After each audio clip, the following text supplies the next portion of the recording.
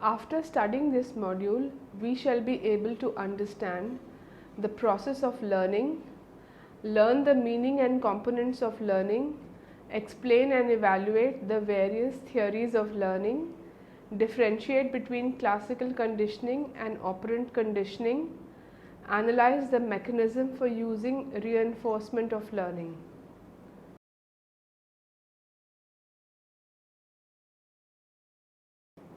Learning has unlimited value for enriching personal, social, and economic life of all humans. Learning is involved in every field of organizational behavior, be it developing new occupational skills or changing the system or processes to do a job, or supervising employees in such a way that nurtures the greatest productivity. To be more productive and profitable, a company must nurture an environment in which the employees are able to learn. All actions and behaviors that make human life peaceful and pleasurable are learned. Learning is a dominant motivation for many employees to remain loyal to their organizations. Learning has a substantial bearing on individual behavior as it impacts abilities, role perceptions, and motivation. Therefore, understanding the process of learning, both how it occurs and how it may be applied to the effective functioning of organizations, is extremely important.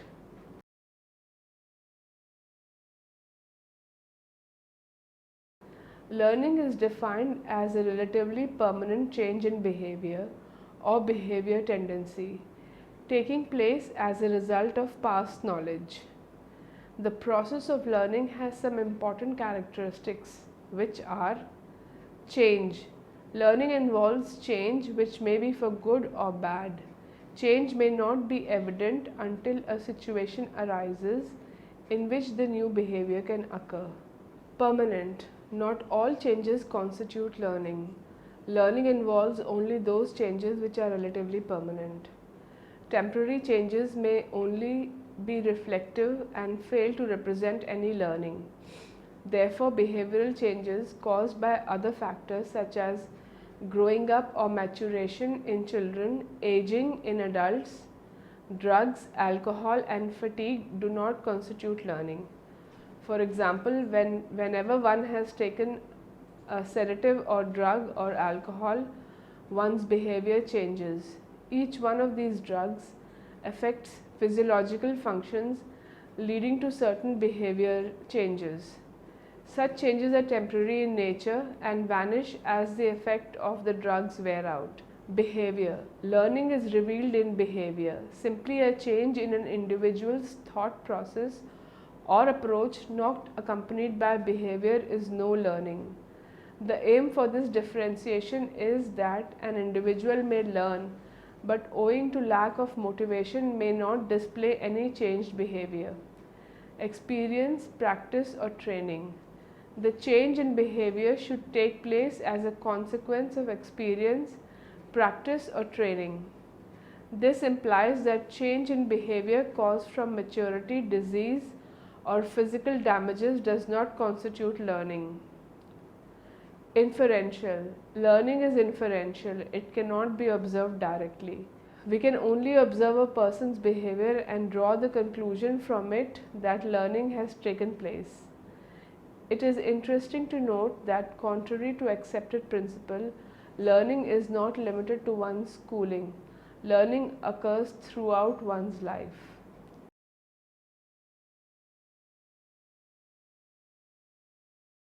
Classical conditioning is a theory of learning that influenced the school of thought, behaviorism in psychology. This theory is based on the principle that an event, termed a stimulus, that initially does not extract a particular response, slowly acquires the power to extract that response as a consequence of repetitive combination with a stimulus that extracts a reaction.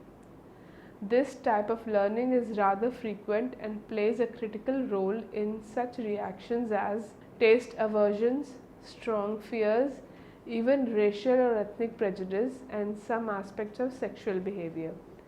The first model, classical conditioning, was initially identified by Pavlov in the salivation reflex of dogs. When Pavlov presented a meat to the dog in the experiment, Pavlov noticed a great deal of salivation. He termed the food an unconditioned stimulus and the salivation an unconditioned response. When the dog saw the meat, it salivated. Pavlov subsequently introduced the sound of a bell each time the meat was given to the dog. The dog eventually learned to salivate in response to the ringing of the bell even when there was no meat.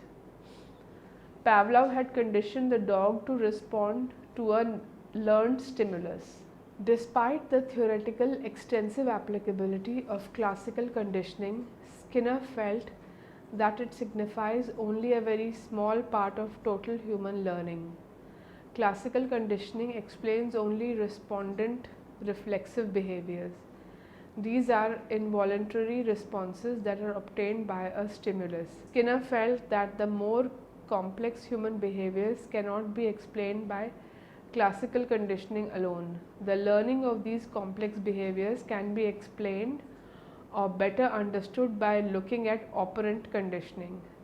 Operant conditioning, also called instrumental conditioning, refers to the process that our behaviors produce certain consequences.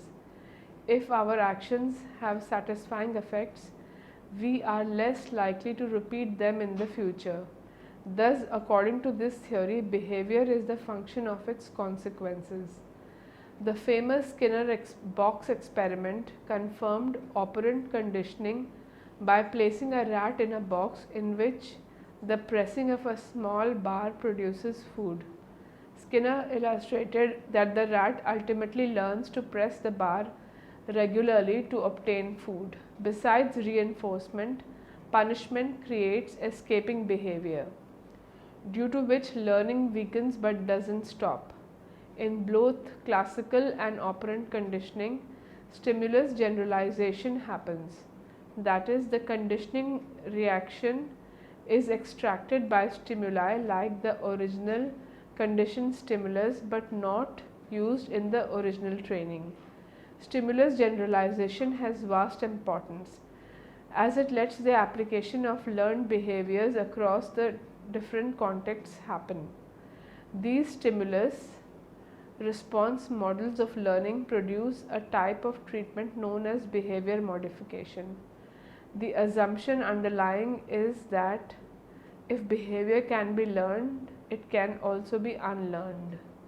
Operant conditioning is a voluntary behavior and is determined, sustained and controlled by its consequences. Operant conditioning is a dominant method for influencing the behavior of people in organizations. Most behaviors in organizations are learned, controlled and altered by the consequence, that is, operant behaviors.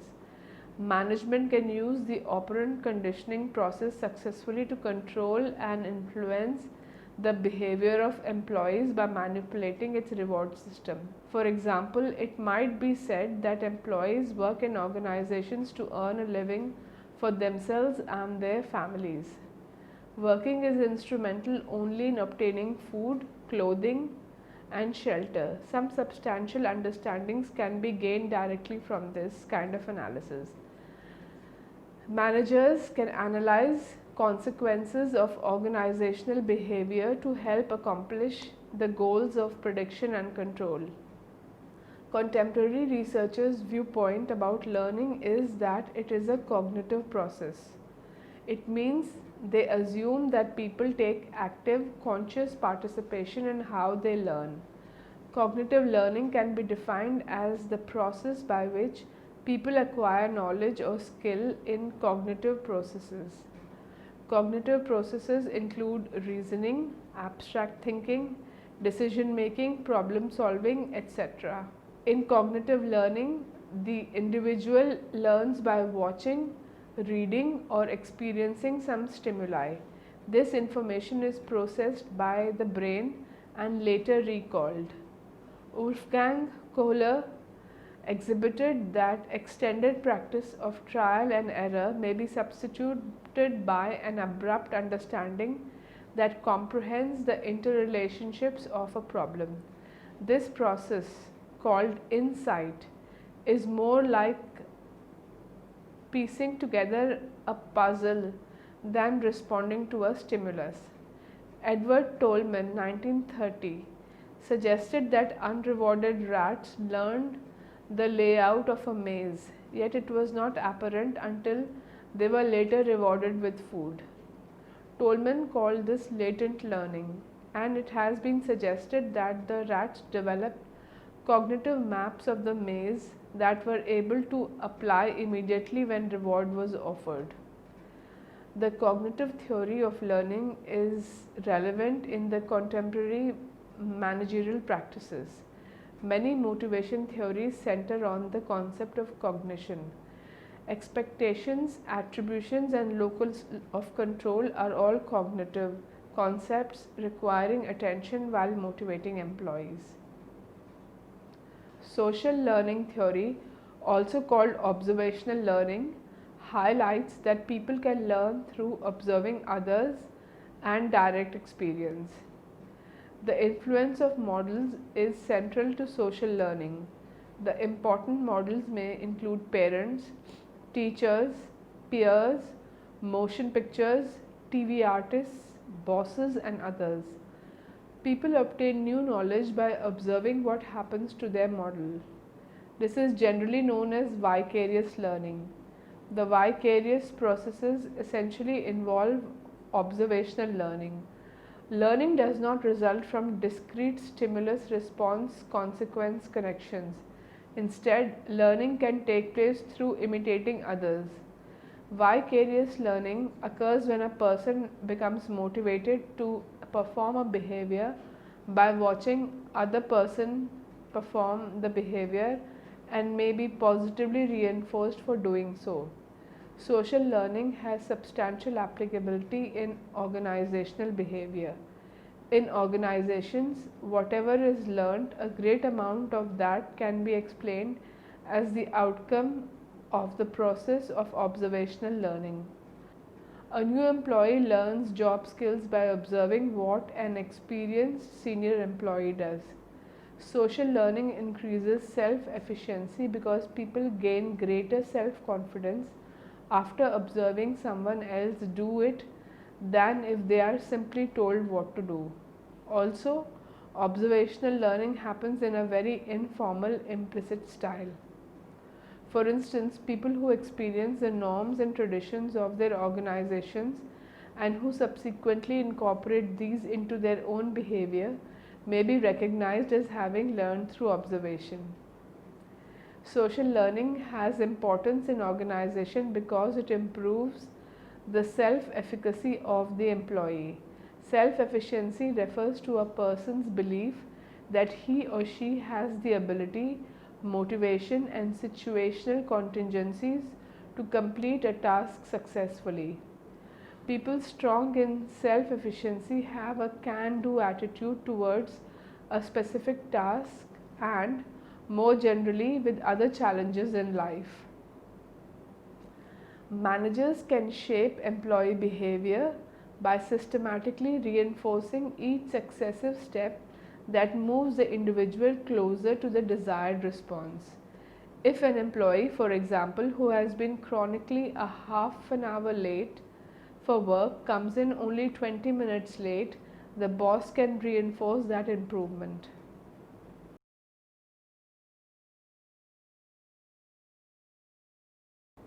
Reinforcement is the attempt to develop or strengthen desirable behavior. It can be defined as something which improves the strength of response and tends to encourage repetitions of the behavior that preceded the reinforcement. Some learning theorists, however, consider that learning does not involve reinforcement. For example, Mendick comments that all that is necessary for an association to develop between a stimulus and a response is that they occur together frequently. Reward does not seem to be necessary. However, when a reward is used, conditioning proceeds far more rapidly and with great vigor. This advocates that reinforcement is not necessary for learning. However, its presence increases the learning. Positive reinforcement may be classified as primary reinforcers and secondary reinforcers. Primary reinforcers satisfy basic physiological needs and include food, water, etc. However, primary reinforcers do not always reinforce. For instance, food may not be a reinforcer to someone who has just completed a large meal. Most behaviors in organizations are influenced by secondary reinforcers. These include such benefits as money, status, grades, trophies, and praise from others. Regardless of whether positive reinforcement is primary or secondary in nature, once it has been determined that the consequence has reward value to the employees, it can be used to increase their performance. It is to be noted that an event that acts as a positive reinforcement at one time or in one situation may have a different effect at another time or in another place. Clearly, a stimulus that functions as a positive reinforcer for one person may fail to operate in a similar manner for another. Positive reinforcement has several principles. The principle of contingent reinforcement says that the reinforcer must be given only if the desired behavior has occurred. A reinforcer given when the desired behavior has not been performed becomes futile. The principle of reinforcement says that the larger the amount of reinforcement given after the desired in negative reinforcement, an unpleasant event that leads a behavior is removed when the desired behavior follows. This process increases the likelihood that the desired behavior will occur. Thus, when we do an action that allows us to avoid a negative reinforcer that is already present, our tendency to perform this action in future increases. Some negative reinforcers such as intense heat, extreme cold or electric shock exert their effects the first time they are encountered, whereas other acquires their impact through repeated association. Negative reinforcement is found in organizations and in personal life. In organizations, supervisors use negative reinforcement when they stop condemning employees whose poor performance has improved. By withholding the criticism, employees are more likely to repeat behaviors that improve their performance. Thus, both positive and negative reinforcement are producers that strengthen or increase behavior. Positive reinforcement strengthens and increases behavior by the presentation of desirable consequences. Negative reinforcement strengthens and increases behavior by the threat of and the use of an undesirable consequences or the termination or withdrawal of a desirable consequence. Negative reinforcement is sometimes confused with punishment because both use unpleasant stimuli to influence behavior. However, negative reinforcement is used to increase the frequency of desired behavior, whereas punishment is used to decrease the frequency of undesired behavior. Reinforcement, positive or negative, needs to be properly scheduled. The pattern and timing of rewards for desired behavior is known as the schedule of reinforcement. A schedule of reinforcement establishes the pattern and frequency of rewards contingent on the display of desirable behavior. Schedule of reinforcement determines when reinforcers are applied. Researchers have recognized several different schedules of reinforcement.